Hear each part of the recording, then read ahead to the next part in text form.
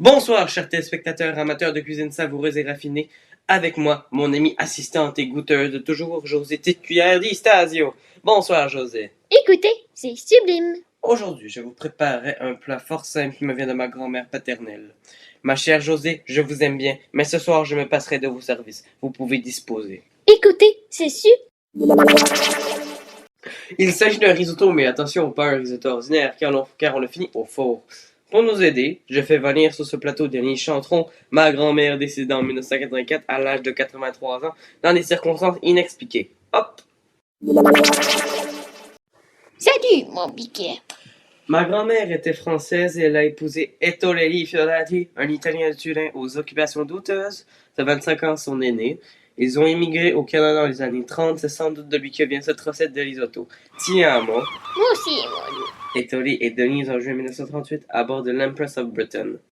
Stenberg. Pour commencer, il nous faut des ingrédients de premier choix. Oui, même, j'ai la liste ici. Risotto pour 6 personnes. 1 litre de porc haché, 1 litre de saucisse italienne douce hachée, 1 tasse de riz, 3 oignons hachés, 3 gousses d'ail écrasées, 400 g d'emmental râpé, 1 boîte de champignons tranchés, 2 boîtes de bouillon de bœuf, 1 petite boîte de V8, thym, laurier, poivre, pas de sel. Saviez-vous que l'épicerie Stenberg est apparue dans les années 1917 à Montréal par une immigrante juive hongroise? Ses 5 fils, menés par Samuel Stenberg, font évoluer la compagnie d'une minuscule épicerie. Entre les années 1961 à 1992, Stenberg possède et dirige également plusieurs grands magasins nommés Miracle Mart. À la fin des années 80, Stenberg a eu des difficultés financières dont l'augmentation des coûts et la rivalité qui est devenue de plus en plus féroce, en particulier par Provigo et Metro. En 1988, Stenberg doit se restructurer et il doit fermer un grand nombre de magasins. À cause des rendements de leur placement qui ne leur rapportent pas beaucoup d'argent, celle-ci est finalement mise en vente en janvier 1988. Au milieu des années 1992, Stenberg déclare faillite. Bon, d'abord, on fait revenir les oignons et les champignons dans l'huile. Ensuite, on ajoute le porc et la saucisse. Ça sent déjà bon. Assaisonner le thym de feuilles de laurier et de poivre. Ne pas saler, remuer. Lorsque tout est cuit, ajoutez une tasse de riz. Du riz arboriophile cueilli à la main par des vierges vénitiennes. Non, du Uncle Ben. Bien mélanger et ajouter les 2 boîtes de bouillon et le V8. Laissez mijoter à feu doux pendant 30 minutes ou jusqu'à ce que le liquide soit presque évaporé. Ne pas couvrir. Dis donc, mamie, ça ne me semble pas très authentique cette recette. Le bouillon en boîte et le V8 n'existaient pas en 1938. Pour le bouillon, à cette époque, je suspendais un bœuf entier que je laissais tremper dans l'eau chaude de la baignoire. Le V8, c'est mon ajout personnel. Par ailleurs, je te prierai de rester poli avec ta grand-mère. Et puis, mamie, c'est comment là-haut au paradis? Les anges, le bonheur éternel, la paix intérieure et tout ça? Tu dois pas t'ennuyer, hein?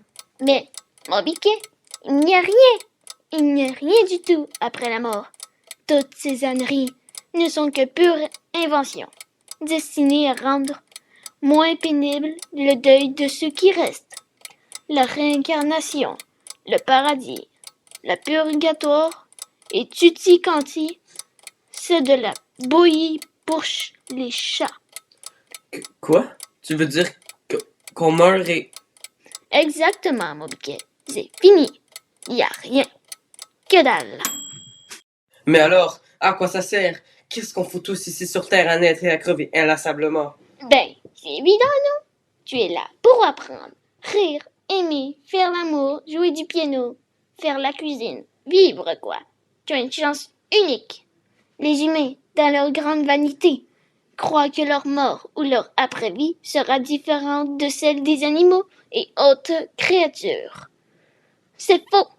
C'est la même chose pour tous les organismes vivants, du moustique au prix Nobel. Quand il ne reste presque plus de liquide, ajoutez une petite poignée d'emmental râpé, voilà.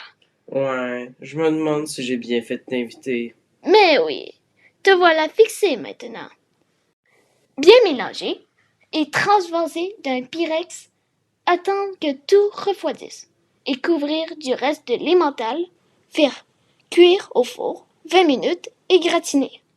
Servir avec une salade verte. Ah, c'est bon, mamie, c'est simplement divin. Et ce petit Saint-Émilion 95 ne ferait rien pour empirer les choses. Hi hi. Tu vois, mon biquet, c'est ça le paradis.